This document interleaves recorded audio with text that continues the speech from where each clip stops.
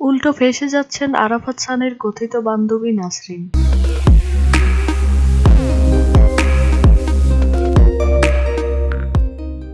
ক্রমেই জটিল হচ্ছে জাতীয় দলের ক্রিকেটার আরাফাত সানি ও নাসরিন সুলতানার বিয়ের সত্যতা।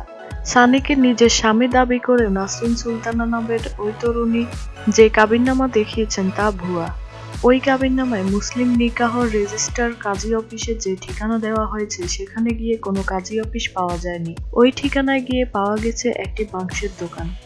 সাইনবোর্ডে লেখা ছিল ভাই ভাই গোশতের দোকান। আশপাশের ভবনেও কোনো কাজী অফিস নেই। 20/C ঠিকানায় ভাই ভাই গোশতের দোকানের মালিক মোহাম্মদ আব্দুল জলিল বলেন, 3 বছর আগ থেকে তিনি মাংস বিক্রির ব্যবসা করছেন। 2013 সালের শেষ দিকে তার এই ব্যবসা শুরু।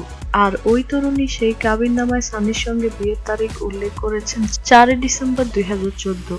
মাংস বিক্রেতা জলিল বলেন, এই ঠিকানায় কখনো কোনোদিন কাজী অফিস ছিল না, কিন্তু মাংসের দোকানের একটু দূরে 20/1 নম্বর বাসায় একটি কাজী অফিস আছে।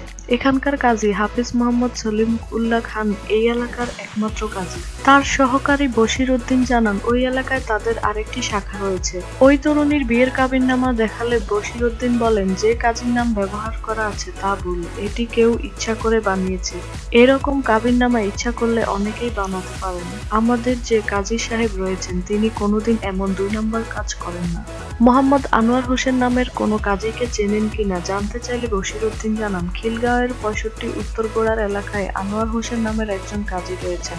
65 উত্তরগোড়ান খিলগাঁওয়ে গিয়ে একটি কাজী অফিস আছে। ওই অফিসের কাজী আনোয়ার হোসেন বলেন, আরাফাত সানি নামের কেউ আমার কাজী অফিসে এসে বিয়ে করেননি।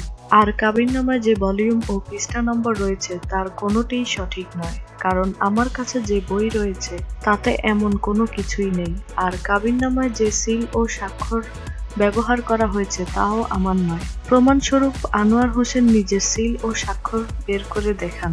এই কাজী অফিসের সামনে যে সাইনবোর্ড রয়েছে তাতেও ওই তরুণীর করা কাবিননামার সঙ্গে কোনো মিল নেই। আনোয়ার হোসেন আরো বলেন, এমন কাজ অনেক মানুষ করে থাকে, তবে আমার মনে হয় উকিলরা কোর্টে যে ম্যারেজ সার্টিফিকেট তৈরি করে তারাই এরকম ভুয়া কাবিননামা তৈরি করতে পারেন।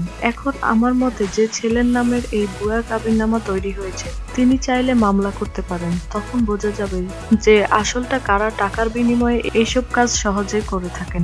এর আগে নাসরিন সুলতানা নামের এক নারীর কথায় তথ্য প্রযুক্তি আইনে মামলার প্রেক্ষিতে রবিবার সাভার থেকে জাতীয় দলের ক্রিকেটার আরাফাত সানিকে গ্রেপ্তার করে মোহাম্মদপুর থানা পুলিশ।